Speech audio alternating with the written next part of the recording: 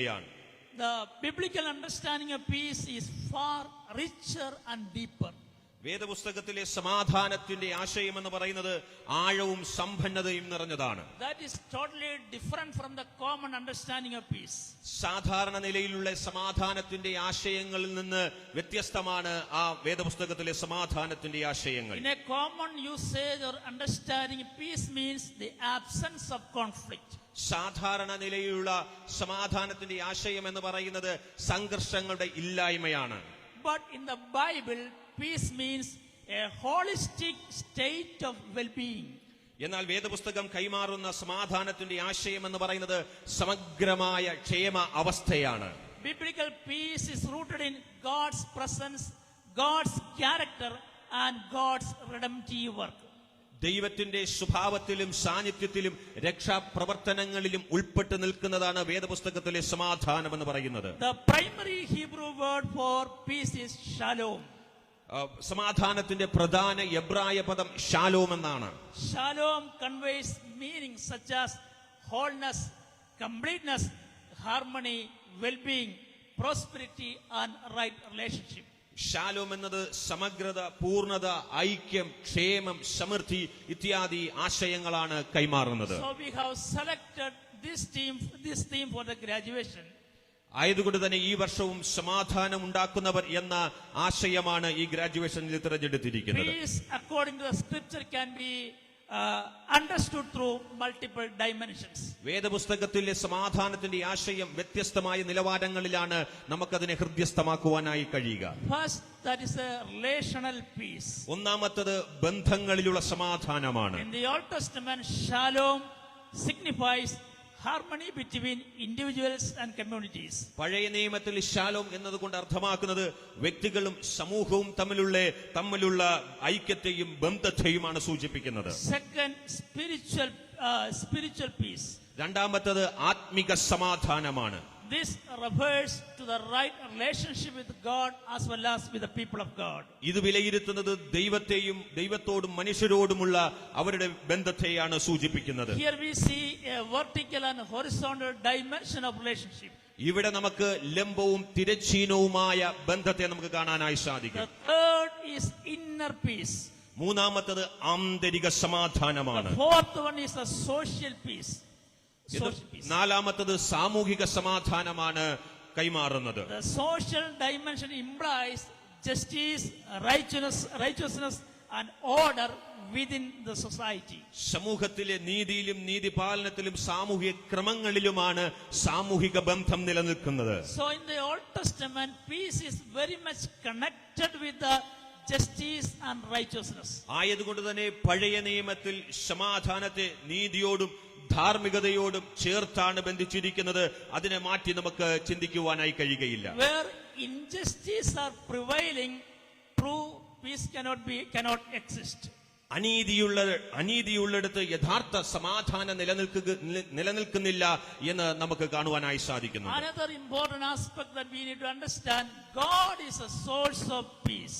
അടുത്തൊരു പ്രധാനപ്പെട്ട കാര്യം നമ്മൾ മനസ്സിലാക്കേണ്ടത് സമാധാനത്തിന്റെ ഉറവിടം എന്ന് പറയുന്നത് ദൈവം തന്നെയാണ്. That means peace is not mere human achievement, rather it is a divine gift. അത് വ്യക്തമായി നമ്മളോട് സംസാരിക്കുന്നത് സമാധാനം എന്ന് പറയുന്നത് മാനുഷിക സൃഷ്ടിയല്ല, അത് ദൈവത്തിന്റെ ഇടപെടലിലൂടെ ലഭിക്കുന്നതാണ്. In other words, peace means it is not a human invention, rather it is a divine intervention. ഇത് മാനുഷികമായ ഒരു ഇടപെടലുകളിലോ മാനുഷികമായ സൃഷ്ടിയിലോ സംഭവിക്കുന്ന കാര്യമല്ല, പ്രത്യുത ഇത് ദൈവത്തിന്റെ ഇടപെടലുകളിൽ നമുക്ക് ലഭ്യമാകുന്നതാണ്. In the Bible very clearly God is pictured as the God of peace. വേദപുസ്തകത്തിൽ കൃത്യമായി പറഞ്ഞിരിക്കുന്നു ദൈവം സമാധാനത്തിന്റെ ദൈവമാണെന്ന്. Peace is flowing from God when we trust and obey his principles. നമ്മൾ ദൈവത്തിൽ ആശ്രയിക്കുകയും അനുസരിക്കുകയും ചെയ്യുമ്പോൾ ദൈവത്തിങ്കൽ നിന്ന് നമ്മളിലേക്ക് വരുന്നതാണ് സമാധാനം എന്ന് പറയുന്നത്. In the New Testament, the Greek word for peace is eirene. പുതിയ നിയമത്തിൽ സമാധാനത്തിന് കൊടുത്തിരിക്കുന്ന യവനായ പദം എറേനെ എന്നാണ്. The Bible clearly presents Jesus Christ as the embodiment of peace. വേദപുസ്തകം കൃത്യമായി പറയുന്നു യേശു ക്രിസ്തുവാണ് സമാധാനത്തിന്റെ സാക്ഷാത്കാരമെന്ന്. The prophet Isaiah declares that Jesus is the Prince of Peace. യെശയ്യാ പ്രവാചകൻ വളരെ ആവേശത്തോടെ വിളിച്ചു പറയുന്നു, യേശു സമാധാനത്തിന്റെ പ്രഭു എന്ന്. Through Christ, peace is established between God and humanity, as stated in the book of Romans. റോമർ ലേഖനത്തിൽ നമുക്ക് കാണാനായി സാധിക്കുന്നത് ദൈവത്തോടും മനുഷ്യരോടുള്ള ബന്ധത്തെ സ്ഥാപിച്ചത് യേശുവിന്റെ സമാധാനത്തിലൂടെയാണ്. Through Christ, barriers between people are broken down. This is very much clearly explained in the book of Ephesians. എഫേസ്യ ലേഖനത്തിൽ വളരെ കൃത്യമായി പറഞ്ഞിരിക്കുന്നു, മനുഷ്യർക്ക് ഇടയിലുള്ള വേർതിരിവുകളെ ഇടിച്ചു മാറ്റിയത് യേശുക്രിസ്തുവിന്റെ സമാധാനത്തിലൂടെയാണ്. Through the cross, Christ reconciles all things to God. ക്രൂശിലൂടെയാണ് ദൈവത്തോട് പൊരുത്തപ്പെടുവാനാണ്, ഏകീകരിക്കുവാനായി സാധിച്ചത്. This means Jesus represents love, grace, righteousness and justice. ഇത് എന്താണ് പ്രിയരെ അർത്ഥമാക്കുന്നത്? യേശുക്രിസ്തു സ്നേഹത്തിന്റെയും കൃപയുടെയും നീതിയുടെയും ധാർമ്മികതയുടെയും എല്ലാം പ്രതിനിധി എന്നാണ്. Another vital dimension of peace is Jesus is the source of inner peace. അടുത്ത പ്രധാനപ്പെട്ട കാര്യം എന്ന് പറയുന്നത്, നമ്മുടെ ആന്തരിക സമാധാനത്തിൽ ഏറ്റവും സുപ്രധാനമായി നിൽക്കുന്നത് യേശുക്രിസ്തു തന്നെയാണ്. That means peace is an inner reality. എന്ന് പറഞ്ഞാൽ നമ്മുടെ ഹൃദയത്തിന്റെ യാഥാർത്ഥ്യം എന്ന് പറയുന്നത് സമാധാനമാണ്. Biblical peace includes a calm and steady state of mind rooted in faith and hope. ബൈബിളിലെ സമാധാനം എന്ന് പറയുന്നത് വിശ്വാസത്തിലും പ്രത്യാശയിലും ആധാരമാക്കിയതും അതുപോലെ തന്നെ ശാന്തവും സ്ഥിരവുമായ ഒരു മനോഭാവത്തെയാണ് കാണിക്കുന്നത്. Jesus promised peace in the midst of challenges and sufferings. പ്രശ്നങ്ങളുടെയും പ്രതിസന്ധികളുടെയും മധ്യേ ഉറച്ചു നിൽക്കുന്നതിന് വേണ്ടിയിട്ടാണ് സമാധാനത്തെ കർത്താവ് നൽകിയിരിക്കുന്നത്. So when we pray, when we trust, when we experience the presence of Lord, certainly we can experience the divine peace. ദൈവത്തോട് പ്രാർത്ഥിക്കുകയും ദൈവാശ്രയത്തിൽ മുന്നോട്ട് പോവുകയും ചെയ്യുമ്പോൾ നമുക്ക് വ്യക്തമായി സമാധാനം അനുഭവിച്ചറിയുവാനായി സാധിക്കും. Therefore, peace is not the absence of trouble. അതുകൊണ്ട് പ്രശ്നങ്ങളുടെ ഇല്ലായ്മയല്ല സമാധാനം എന്ന് പറയുന്നത്. Rather, it is the inner capacity to navigate different life challenges. എന്തെന്ന് ചോദിച്ചാൽ ജീവിതത്തിന്റെ പല പ്രശ്നങ്ങളുടെ മധ്യേയും യേശു തരുന്ന സമാധാനത്തിലൂടെ മുന്നോട്ട് പോകുന്നതാണ്. So sometimes we have a wrong notion that peace means the absence of challenges and difficulties. ഒരുപക്ഷേ നമ്മുടെ മനസ്സിലേക്ക് ഇങ്ങനെ കടന്നു വരും, പ്രതിസന്ധികൾ ഇല്ലാതിരുന്നാൽ സമാധാനം ഉണ്ടാകുമെന്ന്. But when you connect with the ultimate reality, you would be able to navigate any challenging scenario in your personal life. പക്ഷേ യഥാർത്ഥമായ സമാധാനത്തിന്റെ ഉറവിടത്തെ മനസ്സിലാക്കി കഴിഞ്ഞാൽ ജീവിതത്തിന്റെ പ്രതിസന്ധികളിൽ നിന്ന് മുന്നോട്ട് പോകുവാൻ അവ നമ്മെ സഹായിക്കുന്നതാണ്. So peace is an inner reality. ആയതുകൊണ്ട് തന്നെ സമാധാനം എന്ന് പറയുന്നത് ആന്തരിക തിരിച്ചറിവുകളാണ്. But often we are taking away the inner peace from our own life. പക്ഷേ മനസ്സിലാക്കണം, നമ്മുടെ ആന്തരിക യാഥാർത്ഥ്യത്തെ മറക്കുവാൻ പാടുള്ളതല്ല. Sometimes we are taking the inner peace by our irrational thinking. ചില സമയങ്ങളിൽ നമ്മുടെ യുക്തിരഹിതമായ ചിന്തകൾ കൊണ്ട് നമ്മുടെ സമാധാനത്തെ കവർന്നു കളയുകയാണ്. Albert Ellis, the proponent of rational emotive behavioral therapy, he gives some insight how we are destroying our inner peace. National emotive behavioural തെറാപ്പിയുടെ പ്രസാധകനായ ആൽബർട്ട് ഏലീസ് നിർദ്ദേശിക്കുന്ന ചില ABC മോഡലുകൾ നമ്മുടെ സമാധാനത്തെ എങ്ങനെ നഷ്ടപ്പെടുത്തുന്നു എന്ന് മനസ്സിലാക്കുവാൻ സഹായിക്കുകയാണ്. He is picturing three concepts, ABC model. ABC model എന്ന ഒരു പ്രത്യേക ചിന്ത അദ്ദേഹം മുന്നോട്ട് വെക്കുകയാണ്. According to him, A stands for the activating event. A എന്നത് ആക്ടിവേറ്റിംഗ് ഈവന്റ് ആണെന്നാണ് പറഞ്ഞിരിക്കുന്നത്. പ്രേരക സംഭവം എന്നാണ് സൂചിപ്പിച്ചിരിക്കുന്നത്. That means any situation that is happening in our life. അത് ജീവിതത്തിൽ സംഭവിക്കുന്ന ഏത് സാഹചര്യങ്ങളും ആകാം. B means our response or our attitude to that particular event or incident. B എന്ന് പറയുന്നത് നമ്മുടെ ജീവിതത്തിൽ ഉണ്ടാകുന്ന വ്യത്യസ്തമായ ചിന്തകളും വ്യാഖ്യാനങ്ങളും അനുമാനങ്ങളും വിലയിരുത്തലുകളും ഒക്കെയാണ്. C means the consequences of that irrational thinking. വ്യക്തതയില്ലാത്ത ഇറാഷണൽ ആയിട്ടുള്ള ചിന്തകളിൽ നിന്ന് വരുന്നതിന്റെ രൂപപ്പെടുത്തലുകളാണ് സി എന്ന് പറയുന്നത്. That means he is trying to say that often our thoughts are irrational in nature. ആയതുകൊണ്ട് തന്നെ നമ്മൾ മനസ്സിലാക്കണം, നമ്മുടെ ചിന്തകൾ ഒക്കെ ബുദ്ധിരഹിതമാണോ വസ്തുതാ വിരുദ്ധമാണോ? Now, often our thinking are not based on realities. നമ്മൾ ഉറപ്പുവരുത്തണം നമ്മുടെ ചിന്തകളെല്ലാം യുക്തി സഹജമാണ് എന്നുള്ളത്. Often, sometimes now our thought process are not based on realities. We are giving much importance for irrational thinking. പല സമയങ്ങളിലും നമ്മുടെ യുക്തിരഹിതമായ ആശയങ്ങൾക്കും ചിന്തകൾക്കും നമ്മൾ പ്രാധാന്യം കൊടുക്കുന്നതായിട്ടാണ് നമുക്ക് കാണാനായി സാധിക്കുന്നത്. Let me say some examples for irrational beliefs. യുക്തിരഹിതമായ ചിന്തകൾക്കുള്ള ചില ഉദാഹരണങ്ങൾ ഞാൻ നിങ്ങളോട് അറിയിക്കാം. All of us are carrying such irrational beliefs in our life. നമ്മൾ എല്ലാവരിലും തന്നെ ഇത്തരത്തിലുള്ള യുക്തിരഹിതമായ ചിന്തകൾ കടന്നു വരാൻ സാധ്യതകളുണ്ട്. As a result, now we are experiencing or we are losing our peace also. ആയതുകൊണ്ട് തന്നെ നമ്മുടെ ഉള്ളിലുണ്ടാകുന്ന യഥാർത്ഥമായ സമാധാനം ആ യുക്തിരഹിതമായ ചിന്തകൾ കാരണം നഷ്ടപ്പെട്ടു So പോവുകയാണ്. what are those irrational feelings? എന്തൊക്കെയാണ് ആ യുക്തിരഹിതമായ ചിന്തകൾ? Sometimes we may think that I must succeed in everything. ചില സമയങ്ങളിൽ നാം ചിന്തിക്കാറുണ്ട്, എനിക്ക് എല്ലാ കാര്യങ്ങളിലും വിജയിക്കണം. Sometimes we may think that I must be perfect in everywhere. ചില സമയങ്ങളിൽ നമ്മൾ ചിന്തിക്കുന്നത് ഞാൻ എല്ലാ ഇടങ്ങളിലും പൂർണ്ണനാണ്. Sometimes we are expecting perfection from others. That means he must be perfect or she must be perfect. ആയതുകൊണ്ട് തന്നെ മറ്റുള്ളവരിൽ നിന്ന് അവരെല്ലാവരും പൂർണ്ണരാകണം, പൂർണ്ണത പ്രവർത്തിക്കണം എന്ന് നമ്മൾ ചിന്തിക്കാറുണ്ട്. അവനോ അവളോ പൂർണ്ണരാകണം എന്നത്. Sometimes we may think that all our church members must be perfect.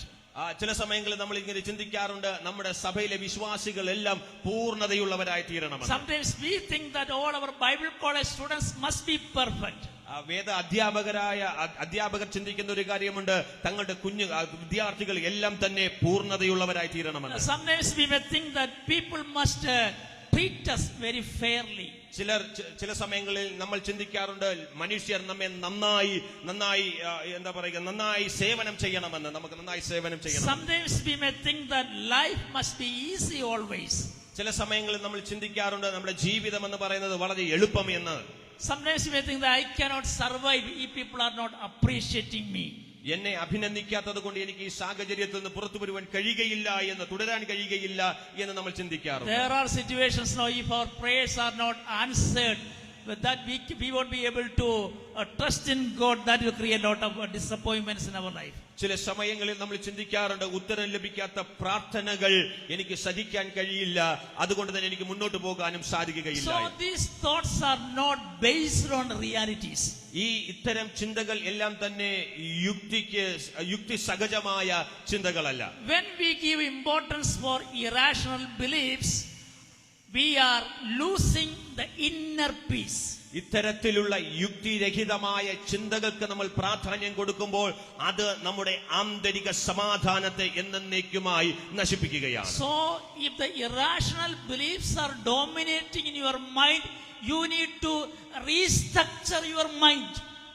യുക്തിരഹിതമായ ചിന്തകൾ നമ്മെ ഭരിച്ചുകൊണ്ടിരിക്കുകയാണെങ്കിൽ അതിനകത്തു നിന്ന് നമ്മുടെ ആന്തരിക മനസ്സിനെ നമ്മൾ റീസ്ട്രക്ചർ ചെയ്യേണ്ടത്, പുനഃക്രമീകരണത്തിലേക്ക് വരേണ്ടത് ആവശ്യമായിരിക്കുകയാണ്. It is known as the cognitive restructure. That means we are trying to mold our thought process.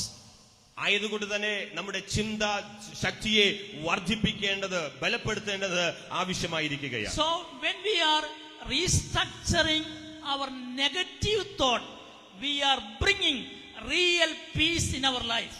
യഥാർത്ഥമായി നമ്മുടെ ആന്തരിക ചിന്തകളെ നമ്മൾ റീസ്ട്രക്ചർ ചെയ്യുമ്പോൾ നമ്മൾ സമാധാനത്തെ കൈക്കൊള്ളുന്നവരായി തീരുകയാണ്. So at the initial phase we need to bring the real peace in our life. ആയതുകൊണ്ട് തന്നെ നമ്മുടെ ഹൃദയത്തിനകത്ത് യഥാർത്ഥമായ സമാധാനത്തെ കൈക്കൊള്ളുന്നവരായി തീരണം. So though we know the word peacemakers, let me say that we have to make the peace in our own life. സമാധാനം സൃഷ്ടിക്കുന്നവർ എന്ന് പറയുമ്പോൾ യഥാർത്ഥത്തിൽ നമുക്ക് തന്നെ സമാധാനം ഉണ്ടാക്കുന്നവരായി നാം മാറണം. Praise the Lord. Hallelujah. Praise the Lord. So if you are giving more importance for irrational thought process and negative thinking, you are really taking away the real peace from your life. യുക്തിരഹിതമായ ചിന്തകളിലും ആശയങ്ങളിലും നമ്മൾ കെട്ടപ്പെട്ടവരായി കിടക്കുന്നു എങ്കിൽ യഥാർത്ഥമായ സമാധാനം നമ്മളിൽ നിന്ന് നഷ്ടപ്പെടുവാനായിടയായിത്തീരും. Secondly, we need to create the peace in our family. രണ്ടാമതായിട്ട് സമാധാനം നമ്മുടെ കുടുംബങ്ങളിൽ സൃഷ്ടിക്കുന്നവരായി മാറണം. So peace is also a way of life. സമാധാനം എന്ന് പറയുന്നത് ഒരു ജീവിത ശൈലിയാണ്. Often we have a notion that we are called to receive peace. നമ്മൾ സമാധാനം സ്വീകരിക്കുന്നതിന് വേണ്ടി മാത്രം വിളിക്കപ്പെട്ടവരല്ല.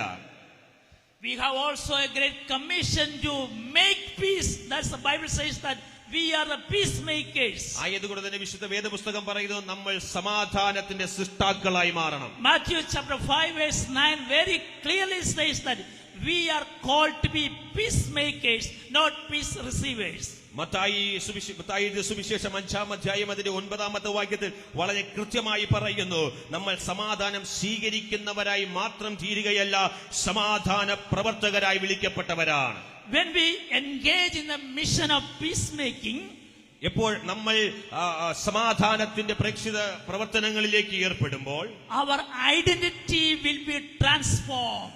നമ്മുടെ ഐഡന്റിറ്റി മാറ്റത്തിലേക്ക് വരികയാണ്. നമ്മുടെ സ്വത്ത അവബോധത്തിൽ അടിസ്ഥാനപരമായ മാറ്റങ്ങൾ സംഭവിക്കും. അടിസ്ഥാനപരമായ മാറ്റങ്ങൾ നമ്മളിൽ സംഭവിക്കുകയാണ്. So when we bring peace or when we try to bring peace, what is happening? We will be called as sons and daughters of God. നമ്മൾ സമാധാനത്തെ സൃഷ്ടിക്കുന്നവരായി തീരുമ്പോൾ, സമാധാനത്തെ സ്വീകരിക്കുന്നവരായി തീരുമ്പോൾ നമ്മെ ദൈവത്തിന്റെ മക്കളായി മാറ്റുക, പുത്രന്മാരും പുത്രിമാരുമായി മാറ്റപ്പെടുകയാണ്. By making peace, what is happening? Our identity is changing. നമ്മൾ സമാധാനത്തെ സ്വീകരിക്കുമ്പോൾ നമ്മുടെ ഐഡന്റിറ്റിക്ക് വലിയ മാറ്റങ്ങൾ സംഭവിക്കുകയാണ്. So we are getting a new identity, that is as sons of God and the daughters of God. ആയതുകൊണ്ട് തന്നെ നമ്മളിലേക്ക് പുതിയൊരു ഐഡന്റിറ്റി വരികയാണ്. നമ്മൾ ദൈവത്തിന്റെ പുത്രന്മാരും പുത്രികളുമായി മാറുകയാണ്. In biblical thought, a son is one who acts or behave like a father. ആയതുകൊണ്ട് തന്നെ വേദപുസ്തകം പറയുന്നത് സൺസ്, മക്കൾ എന്ന് പറയുന്നത്, പുത്രന്മാർ എന്ന് പറയുന്നത് ദൈവത്തിന്റെ സ്വഭാവത്തെ പ്രതിഫലിപ്പിക്കുന്നവരാകുക എന്നതാണ്. Thus peacemakers reveal their divine parentage by their character and by their conduct. ആയതുകൊണ്ട് തന്നെ സമാധാനം സൃഷ്ടിക്കുന്നവർ തങ്ങളുടെ പെരുമാറ്റത്തിലൂടെ ദൈവിക പിതൃത്വത്തെ വെളിപ്പെടുത്തേണ്ടുന്നവരാണ്. Again we are seeing a terminology, they shall be called. They shall be called. വീണ്ടും നമുക്കൊരു കാര്യം കാണാനായി സാധിക്കുന്നു, അവർ വിളിക്കപ്പെടും എന്ന പദം. They shall be called implies the recognition by God and by others. അവർ വിളിക്കപ്പെടും എന്നത് കൊണ്ട് സൂചിപ്പിക്കുന്നത് ദൈവത്താലും മനുഷ്യരാലും ലഭിക്കുന്ന അംഗീകാരത്തെ So കുറിച്ചാണ്. when you create peace, others will call, God will call. That means not only your identity is changing, people are recognizing that your effort. നമ്മൾ സമാധാനത്തെ സ്വീകരിക്കുന്നവരായി അതിന്റെ സൃഷ്ടാക്കളായി മാറുമ്പോൾ സമൂഹം മാത്രമല്ല ദൈവവും നമ്മെ അംഗീകരിക്കുന്ന നിലയിലേക്ക് നാം എത്തപ്പെടുകയാണ്. In short, peacemakers participate in the ongoing mission of God. സമാധാനത്തിന്റെ സൃഷ്ടാക്കൾ എന്ന് പറയുന്നത് ദൈവത്തിന്റെ ദൗത്യ നിർവഹണത്തിന്റെ ഭാഗത്തിലൂടെ തുടരുകയാണ്. The New Testament very clearly teaches that peace is a fruit of the Spirit. ആയതുകൊണ്ട് തന്നെ പുതിയ നിയമം കൃത്യമായി പറയുന്നു സമാധാനം എന്ന് പറയുന്നത് ആത്മാവിന്റെ ഒരു ഫലമാണ്. Romans very clearly says that Christians are urged to live peace with everyone. റോമാലേഖനം വളരെ കൃത്യമായി പറയുന്നു എല്ലാവരും സമാധാനത്തോടെ ജീവിക്കണം എന്നത്. See the terminology, we have to live at peace with everyone. എല്ലാവരും സമാധാനത്തിൽ ജീവിക്കണം എന്ന ആശയമാണ് അവിടെ കൈമാറുന്നത്. We are giving much importance to preach the gospel to everyone. എല്ലാവരോടും സുവിശേഷം പ്രസംഗിക്കുന്നതിന് നമ്മൾ തൽപരരാണ്. Today also we have read that scripture, we have to go and preach the gospel to all nations. ഇന്ന് നമ്മൾ വായിച്ച വേദഭാഗവും ഭൂലോകത്തൊക്കെയും പോയി സുവിശേഷം പ്രസംഗിക്കണം എന്ന വാക്യമാണ് വായിച്ചത്. But often we are underestimating the significance of these words. പക്ഷേ പല സമയങ്ങളിലും അതിന്റെ ആശയത്തെ, അതിന്റെ അർത്ഥത്തെ നമ്മൾ മറന്നു കളയുകയാണ്. Often we are underestimating the significance of Romans chapter 12 verse 18, that says that we need to live at peace with everyone. ആയതുകൊണ്ട് തന്നെ റോമർക്കെഴുതിയ ലേഖനം 12-ാം അധ്യായം അതിന്റെ 18-ാമത്തെ വാക്യത്തിൽ പറയുന്നു, എല്ലാവരോടും സമാധാനത്തോടെ ജീവിക്കണമെന്ന്. We need to maintain peace with our family members. ആയതുകൊണ്ട് തന്നെ നമ്മുടെ കുടുംബാംഗങ്ങളോട് സമാധാനത്തോടെ നമ്മൾ പെരുമാറാൻ We need തയ്യാറാകണം. to maintain right peace with our children.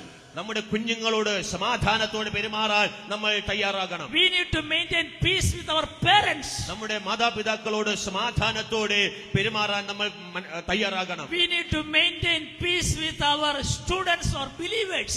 നമ്മുടെ വിദ്യാർത്ഥികളോടും വിശ്വാസികളോടും സമാധാനത്തോടെ പെരുമാറാൻ നമുക്ക് കഴിയണം. See that word, we need to live at peace with everyone. ആയതുകൊണ്ട് തന്നെയാണ് കൃത്യമായി പറയുന്നത്, എല്ലാവരോടും സമാധാനത്തോടെ ജീവിക്കണമെന്നത്. Everyone includes everyone, and that means irrespective of gender, caste, class, we need to maintain right peace with everyone. ജാതിയുടെയോ മതത്തിന്റെയോ മറ്റു വേർതിരിവുകൾ കൂടാതെ എല്ലാവരോടും സമാധാനത്തോടെ പെരുമാറണം എന്നതാണ് നമുക്ക് കൃത്യമായി മനസ്സിലാക്കുവാനായി സാധിക്കുന്നത്. But friends, this is not so easy. എന്റെ പ്രിയ സുഹൃത്തുക്കളെ, അത് ലഘുവായ കാര്യമല്ല. Why? എന്തുകൊണ്ടാണ്? People are different. കാരണം ജനങ്ങൾ എന്ന് പറയുന്നത് വ്യത്യസ്തരാണ്. People are different.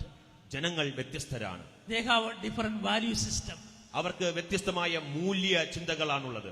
People have different priorities. വ്യത്യസ്തമായ ആവശ്യകതകളാണ് അവരുടെ മുമ്പാകെ ഉള്ളത്. Different people have different focus. വ്യത്യസ്തമായ ലക്ഷ്യബോധങ്ങളാണ് ഉള്ളത്. Different understanding. വ്യത്യസ്തമായ തിരിച്ചറിവുകളാണുള്ളത്. So relating well with everyone is not an easy thing. ആയതുകൊണ്ട് തന്നെ ഇവരെ എല്ലാവരും ചേർത്ത് മുന്നോട്ട് കൊണ്ടുപോകുക എന്ന് പറയുന്നത് അതൊരു ലഘുവായ കാര്യമല്ല. But if we connect with the ultimate reality, we will be able to accomplish that challenging task. എന്നാൽ അടിസ്ഥാനപരമായ യാഥാർത്ഥ്യത്തെ നമ്മൾ മനസ്സിലാക്കുകയാണെങ്കിൽ ഈ വെല്ലുവിളികളെയെല്ലാം അതിജീവിച്ച് മുന്നോട്ട് പോകുവാനായി നമുക്ക് Now, സാധിക്കും. if we are relating with Christ, if you have Christ-like character, I can relate well with everyone. നമ്മൾ ക്രിസ്തു കേന്ദ്രീകൃതമായ സ്വഭാവമായി മാറുകയാണെങ്കിൽ ഇത്തരത്തിലുള്ള സകല വെല്ലുവിളികളെയും അതിജീവിച്ച് മുന്നോട്ട് പോകുവാനായി സാധിക്കും. Peacemaking involves forgiveness, reconciliation, humility and love. സമാധാന പ്രവർത്തനം എന്ന് പറയുന്നത് ക്ഷമയുടെയും വിനയത്തിന്റെയും ഐക്യത്തിന്റെയും സ്നേഹത്തിന്റെയും എല്ലാം ആവശ്യകതകളിലുള്ളതാണ്. When we value these kingdom values, നാം ഈ സ്വർഗരാജ്യ മൂല്യങ്ങൾ ആചരിക്കുമ്പോൾ we are really reflecting the divine character in this broken world. ആ ദൈവിക സ്വഭാവം തകർന്നിരിക്കുന്ന ലോകത്തിലേക്ക് പ്രതിഫലിപ്പിക്കുവാനായിടയായി തീരും. We all are called by God to reveal the divine character. നമ്മെ എല്ലാവരെയും സ്വർഗത്തിലെ ദൈവം വിളിച്ചത് ആ ദൈവിക സ്വഭാവത്തെ പ്രതിഫലിപ്പിക്കുന്നവരായി If തീരുന്നതിന് we want വേണ്ടിയിട്ടാണ്. to show that divine character, we need to connect with the ultimate reality. ആ ദൈവിക തിരിച്ചറിവുകളിലാണ് ആ അത്തരം കാര്യാദികളിലൂടെ നമുക്ക് മുന്നോട്ട് പോകാനായി സാധിക്കുന്നത്. In this way, the church become a therapeutic community or a healing community in this broken world.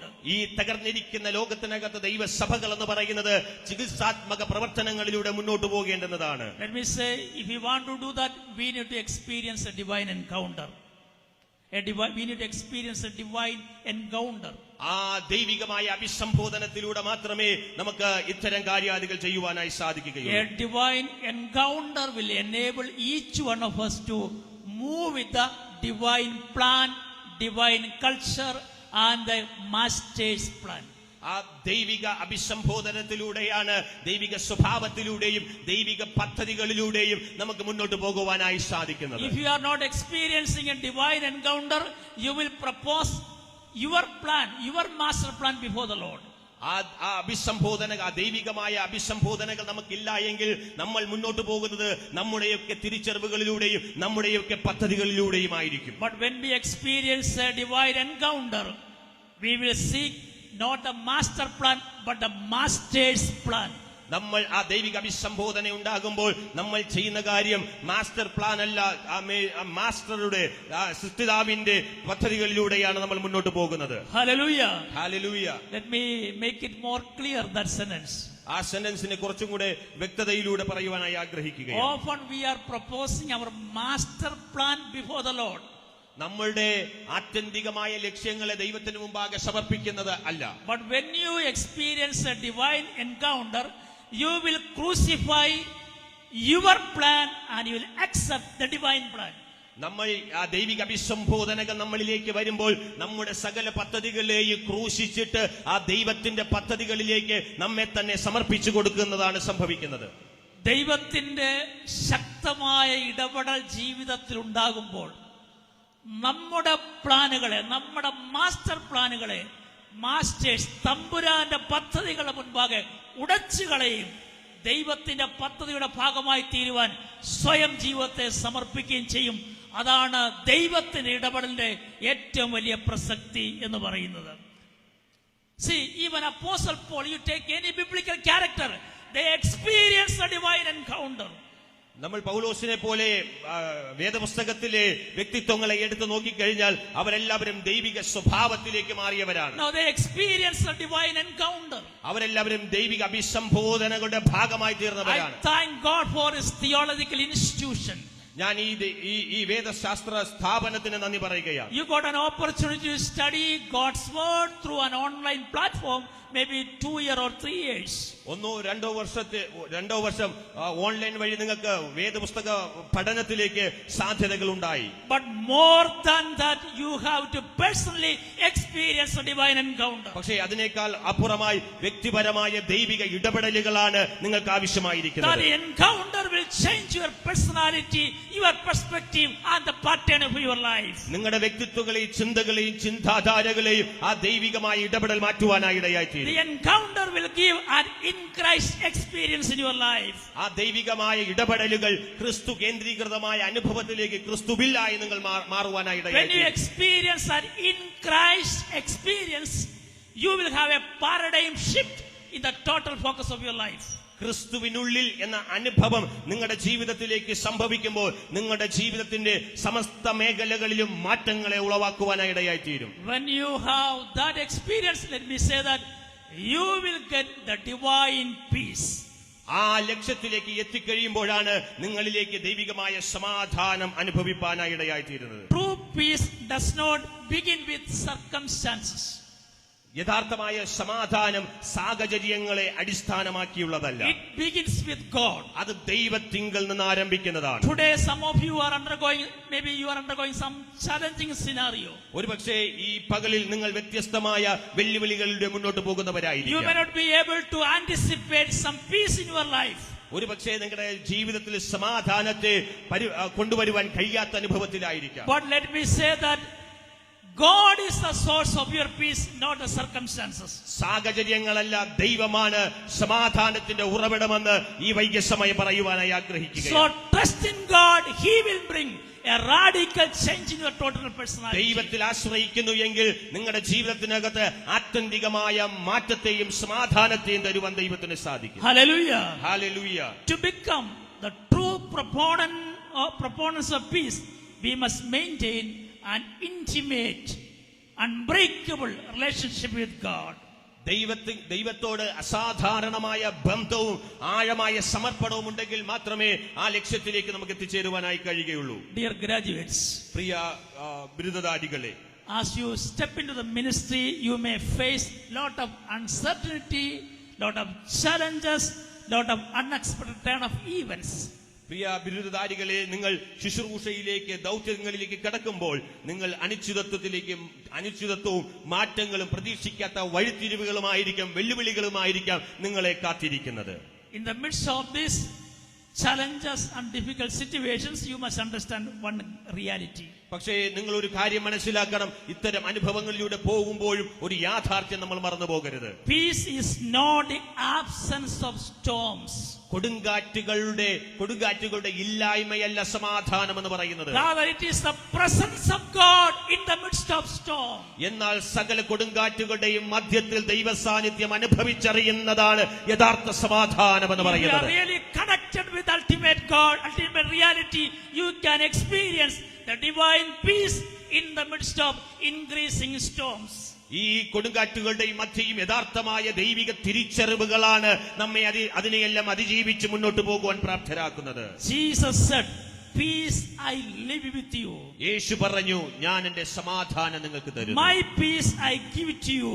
ഞാൻ എന്റെ സമാധാനം നിങ്ങൾക്ക് തരുന്നു. This means Jesus gave the world his most priceless gift. യേശു ലോകത്തിന് നൽകിയത് ഏറ്റവും വിലമതിക്കാനാവാത്ത സമ്മാനമായ സമാധാനമാണ്. So he gave the priceless gift. വിലമതിക്കാനാവാത്ത സമ്മാനമാണ് ദൈവം നമുക്ക് തന്നത്, യേശു നമുക്ക് തന്നത്. The world's peace are depending on success, security or approval. ലോകത്തിന്റെ സമാധാനം നിലനിൽക്കുന്നത് സുരക്ഷിതത്വത്തിലും വിജയത്തിലും അംഗീകാരത്തിലും മാത്രമാണ്.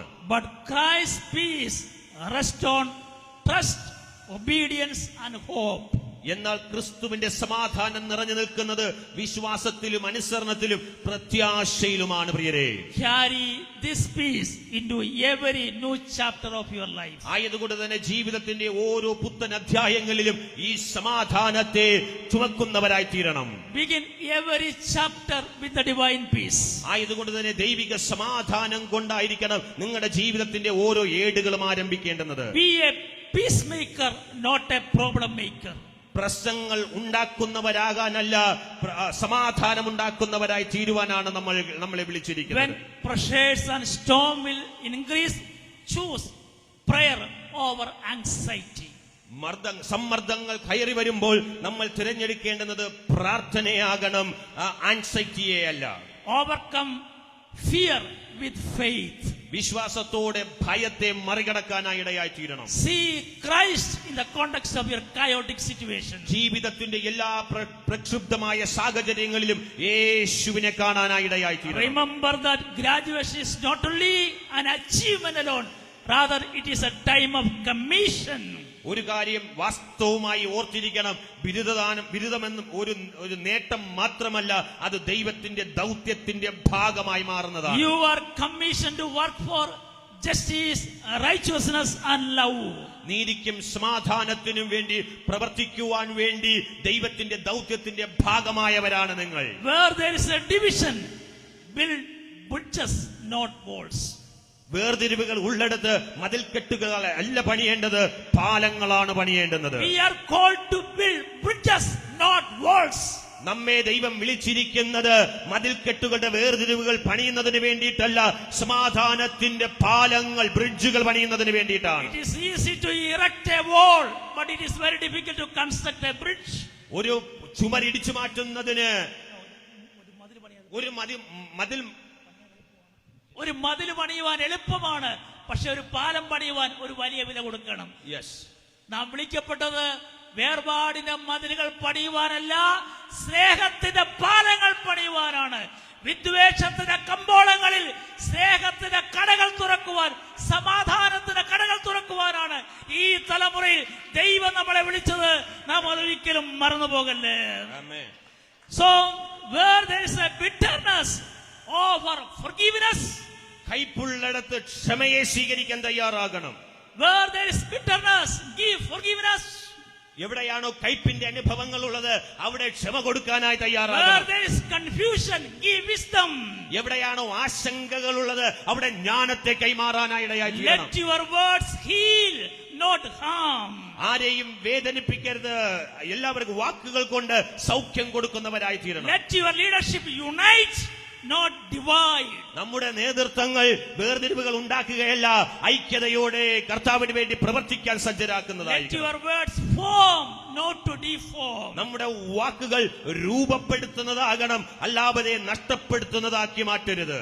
Dear graduates, go with peace in your hearts. നിങ്ങളുടെ ഹൃദയങ്ങളിൽ സമാധാനവുമായി മുന്നോട്ട് പോകാൻ ബിരുദധാരികളെ ദൈവം നിങ്ങളെ സഹായിക്കും. Live with peace in all the relationships. നിങ്ങളുടെ എല്ലാ ബന്ധങ്ങളിലും സമാധാനത്തെ കാത്തു സൂക്ഷിപ്പാൻ Serve ഇടയാക്കി. as a peacemakers in the broken world. തകർന്ന ലോകത്തിനകത്ത് സമാധാനത്തിന്റെ സൃഷ്ടാക്കളായി ജീവിപ്പാൻ ഇടയായി തീരട്ടെ. Go in peace and may the God of peace go with you. സമാധാനത്തോടെ പോവുക, സമാധാനത്തിന്റെ ദൈവം നിങ്ങളോട് കൂടെ ഇരിക്കട്ടെ. True Christians are not peace lovers, rather they are peacemakers. സത്യ ക്രിസ്ത്യാനികൾ എന്ന് പറയുന്നത് സമാധാന പ്രേമികൾ മാത്രമല്ല, സമാധാനത്തിന്റെ സജീവ സൃഷ്ടാക്കളാണ്. As you move forward, നിങ്ങൾ മുന്നോട്ട് പോകുമ്പോൾ carry the peace of Christ within you. ക്രിസ്തുവിന്റെ സമാധാനം നിങ്ങളിൽ ഉണ്ടായിരിക്കട്ടെ.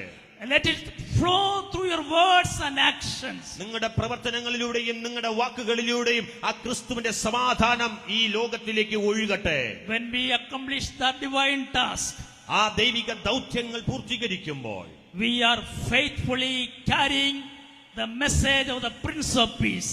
നമ്മൾ വിശ്വസ്തരായി സമാധാന പ്രഭുവിന്റെ സന്ദേശത്തെ വഹിക്കുന്നവരായി തീരുവാനായി May God grant His grace to make peace in the broken world. തകർന്നിരിക്കുന്ന ലോകത്തിനകത്ത് സമാധാനത്തെ Ooty ഉറപ്പിക്കുവാൻ സ്വർഗം നിങ്ങളെ ഇടയാക്കട്ടെ എന്ന് ഞാൻ ആഗ്രഹിക്കുന്നു. Amen.